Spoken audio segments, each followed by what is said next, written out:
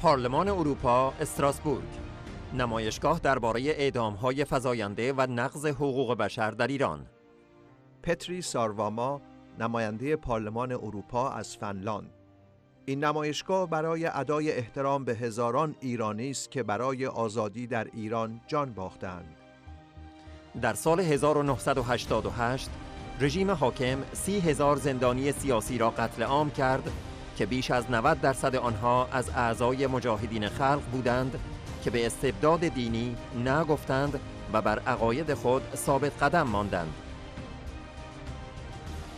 در نمایشگاهی که در پارلمان اروپا در استراسبورگ درباره اعدام‌ها و نقض حقوق بشر در ایران برگزار گردید، جنایات ضد بشری دیکتاتوری آخوندی و به خصوص قتل عام 30,000 زندانی سیاسی در سال 1367 با تکیه بر اسناد و آمار به نمایش گذاشته شد. بخشی از این نمایشگاه به کارنامه 2 ساله رئیسی جلاد در سرکوب اعتراضات مردم ایران اختصاص داشت. این نمایشگاه که به ابتکار آقای پتری سارواما، نماینده پارلمان اروپا از فنلاند و عضو گروه دوستان ایران آزاد در پارلمان اروپا برپا شده بود، به مدت 1 هفته 16 تا 23 اکتبر جریان داشت و با استقبال نمایندگان پارلمان اروپا و مشاوران آنها روبرو شد. در آغاز این نمایشگاه پتری سارواما سخنانی ایراد کرد. I think that for anyone who has followed the international scene and the events in the Middle East, it is clear that the government of Iran is at the moment playing an extremely unstabilizing role in the events. Without going into any further details of this very unfortunate thing now escalating in the Middle East, as I said, it is really clear that the government of Iran is playing a big part in the events and the escalation, and therefore we have all the more reason to pay very close attention to how the situation is evolving and how it's developing in the coming days and weeks. But in the meanwhile, thank you for coming, and please feel free and please study the extremely important information that you will find on these posters, and maybe we will have a quiet moment in front of the faces of so many people who paid the ultimate price for freedom and democracy also in Iran, which will inevitably come. The only question is when, but it will come. And thanks to that also is to big part in our friends who believe in the cause of freedom and democracy. Dear ladies and gentlemen, this exhibition is held today to pay tribute to thousands of Iranians who have fallen for freedom in Iran. It is held simultaneously with the International Day against the death penalty. We honor the memory of 120,000 members of the Iranian resistance who laid down their lives for freedom and democracy in Iran. In 1988, the ruling regime massacred some 30,000 political prisoners, more than 90% of whom were members of the PMOI-MEK. Their only crime was that they said no to religious tyranny, and they remained steadfast to their beliefs. Today, the number of executions in Iran have drastically increased since more than 2 years ago, when Ebrahim Raisi took office as the Mullah's president in August 2021. At least 1,300 people have been executed during the 2 years under Ebrahim Raisi. Just in the last 3 weeks, 45 prisoners have been executed in Iran. And for years, Iran has held the world record in execution of women, and the per capita execution rate among all countries in the world. The death penalty is the clerical regime's means of existence and survival. The Iranian regime uses the death penalty as a tool to suppress and silence a disgruntled public, the majority of whom live under the poverty line, are employed and deprived of freedom of expression. The brutal crackdown on the 2022 uprising in Iran is something we collectively condemned here at the European Parliament, following our strong call for the EU to blacklist the IRGC. Ladies and gentlemen, there is a persistent issue of impunity within Iran. The Iranian regime's security forces continue to operate without any accountability, suppressing basic freedoms and committing widespread abuses. I would like to draw your attention to the tragic events of the 1988 extrajudicial executions, where thousands of political prisoners lost their lives in a matter of weeks, emphasizing the need for accountability for these heinous crimes.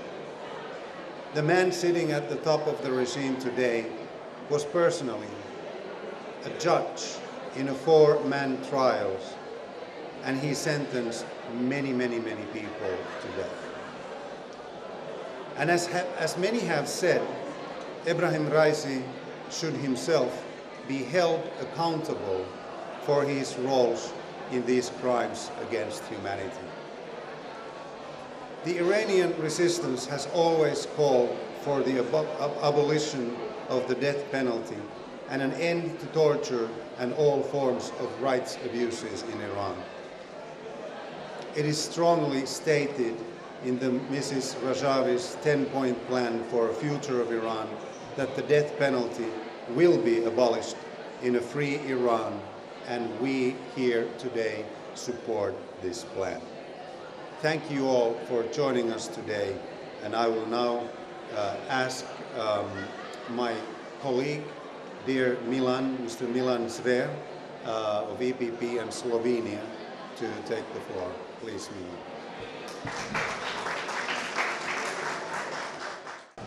Dear Petri Sarvama, dear colleagues, distinguished guests, I would like to thank at the very beginning to my colleagues Petri for organizing this important event. The death penalty is known to be carried out by totalitarian and authoritarian regime. Iran is on the top of the ranking list, where the picture is that much darker than the statistics show. With this exhibition, National Council of Resistance of Iran and its leader, Madame Maryam Rajavi, show that they are on the right side of the history.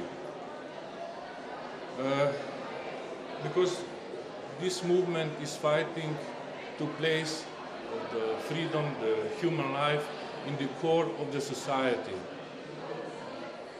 And no authority has the right to do violence against the people, even more to kill them. Unfortunately, this is not the case in Iran. Ebrahim Raisi's regime has killed many hundreds of people every year. The Iranian regime since 1981, more than 220,000 people, as you can see at this exhibition. In the end, I would like to say that the future must be without death penalty. The culture of death should be replaced by the culture of life. Thank you.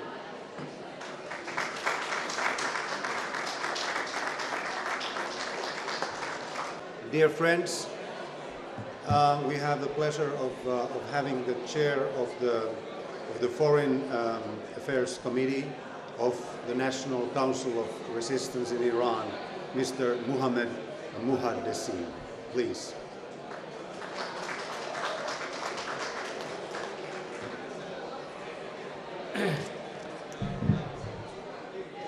Thank you very much, my dear friends. Thank you, Mr. Sarvama. First of all, I have this honor to, on behalf of Mrs. Rajavi, appreciate, and on behalf of our resistance, to appreciate your efforts for democracy and human rights in my country, the country which ruling by the government of execution, government of terror, government of fearing the people. And as you see, here is a small part of what is happening every day in my country. Of course, this regime is not doing only execution and torture inside Iran. They are trying to export their crimes outside Iran by assassination, by putting pressure on the governments to put restrictions on our movement, Iranian people, and Iranian resistance.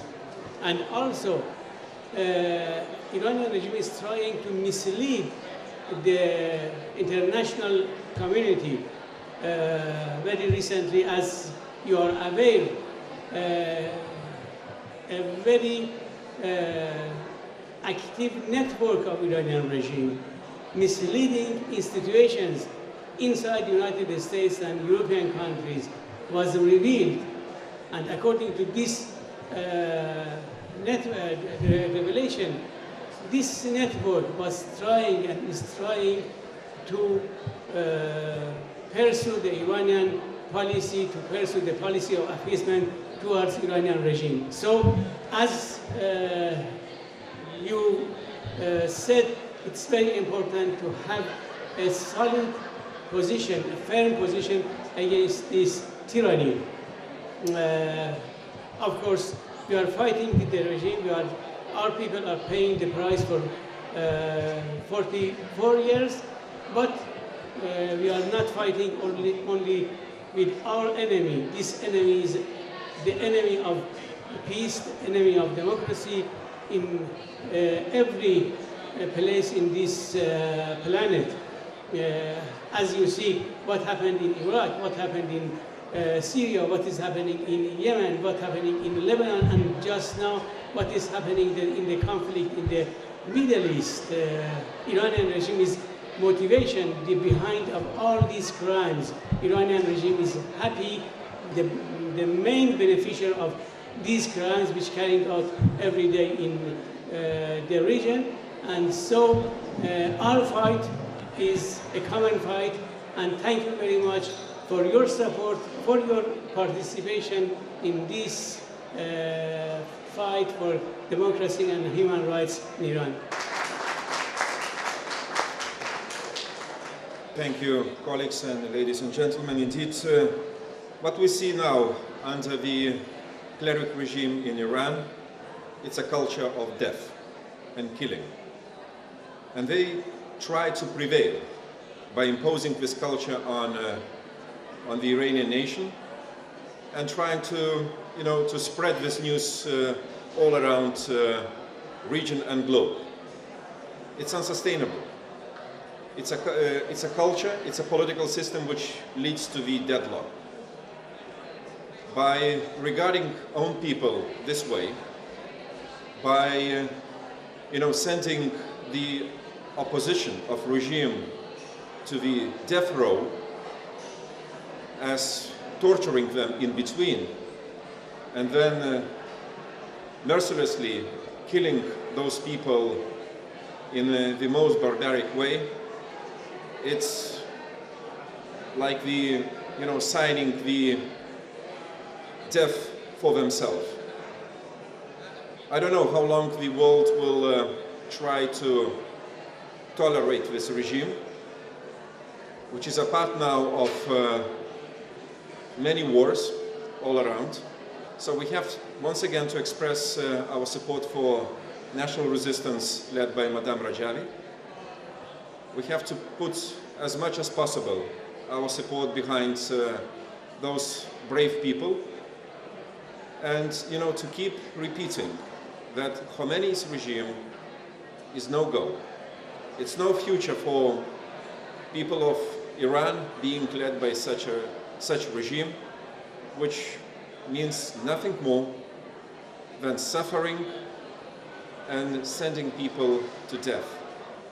I thank you all who came, expressed their support, and indeed we do something, but probably not all we have to do to declare our standing support for resistance figures, for those brave people, and to send our clear message to the regime in Tehran.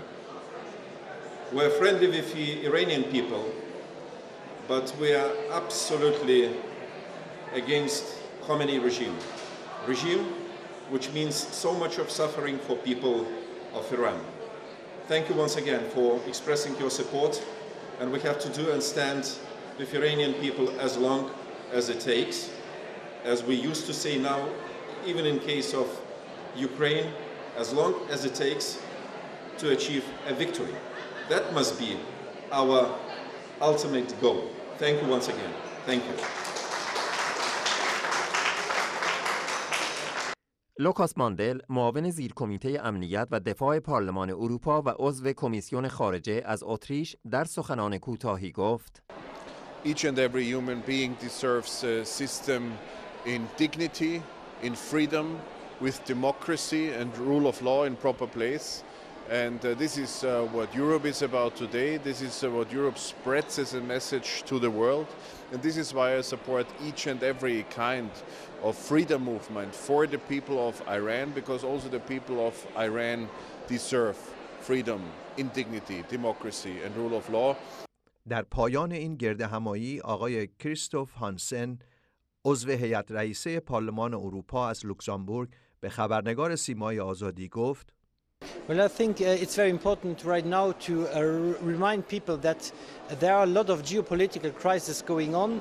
One is in Iran. We know it for a long time. People are oppressed. This is not going to be accepted by the European Union, and therefore we stand very strongly and firmly that this regime currently in power in Iran is going against human rights, is going against freedom of expression, of free democratic progression that we need all over the world, and therefore we have to state this, and I think this exhibition here is doing it very clearly, that we have to set the signal that we are standing with the European people and not with the current European, the Iranian government that is in place.